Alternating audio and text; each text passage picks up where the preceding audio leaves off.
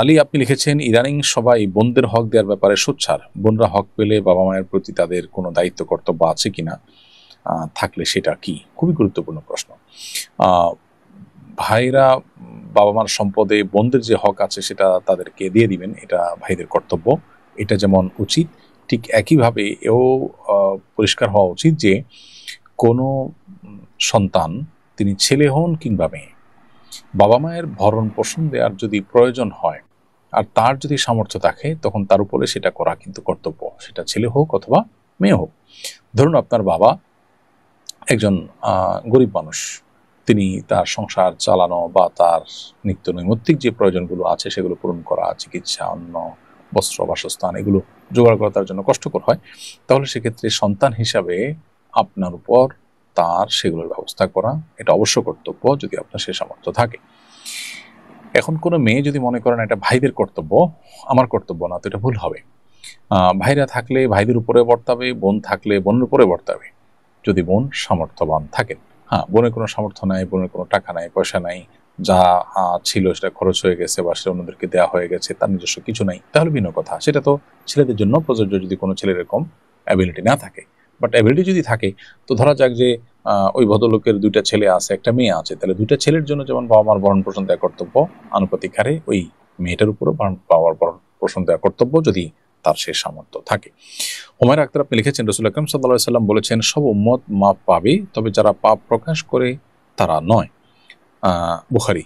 তাহলে কেউ তাহলে কি কেউ যদি প্রকাশ্যে পাপ করার পরও ইয়াকিন ও আন্তরিকতার সঙ্গে তওবা করে তবু সে ক্ষমা পাবে না? উত্তর হলো না, এটা ভুল। বরং এই হাদিসে যেটা বোঝানো হয়েছে সেটা হলো তওবা ছাড়া পরিস্থিতির কথা। অর্থাৎ হাদিসটির ভাষ্য হলো কুল্লু উম্মতি মুআফিন ইল্লাল মুজাহিরুন।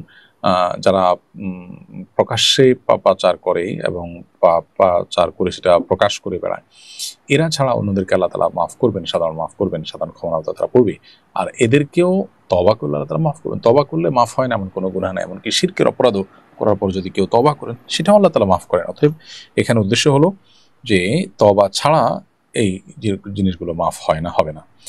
সাব্বির আহমদ লিখেছেন, প্রবাসে টাকা উপার্জনের উদ্দেশ্যে অধিক সময়ের জন্য চলে গেলে বাবা মা এবং আত্মীয়স্বজনের হক নষ্ট হয় কিনা।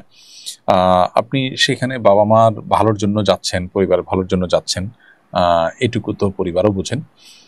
এবং তাদের সাথে যদি আপনি যোগাযোগ রক্ষা করেন, তাদের দূরদেশ থেকে তাদের সেবার ব্যবস্থা করেন, টাকা পয়সা দেওয়ার ব্যবস্থা করেন, তাহলে সেক্ষেত্রে আপনি বাবা মা এবং আত্মীয়স্বজনের হক নষ্ট করছেন বলা যাবে না। আত্মীয়স্বজন এবং বাবা মার হক আদায় করার জন্য আপনি তাদের সাথেই থাকতে হবে, এটা সবসময় জরুরি নয়, বরং আপনার উপার্জনের প্রয়োজন আপনি দূরে থাকতেই পারেন। হ্যাঁ, তাদের যে প্রয়োজন, তাদের যে হক আছে সেটা আদায় করা, যোগাযোগ রক্ষা করা, তাদের দুঃসময় পাশে দাঁড়ানো, তাদের সেবা করার চেষ্টা করা, এই জিনিসগুলো আপনাকে অব্যাহত রাখতে হবে। সেগুলো আপনি যদি রাখেন তাহলে আপনার প্রবাসে থাকলে সেটি দোষের কোনো বিষয় হবে না। যদি আপনি বিবাহিত হয়ে থাকেন তাহলে আপনার জন্য বিশেষ গুরুত্বপূর্ণ হলো আপনার স্ত্রীর এখানে অনুমোদন আছে কিনা, তিনি নিজেকে নিজের চরিত্রকে হেফাজত করতে পারবেন কিনা আপনার অনুপস্থিতিতে, সেটা গুরুত্বপূর্ণ। যদি সেটা তিনি পারেন এবং সেখানে যদি কোনো অসুবিধা না হয়, তাহলে সেক্ষেত্রে আপনি প্রবাসে লম্বা সময় থাকলে সেটা নিষিদ্ধ হবে না।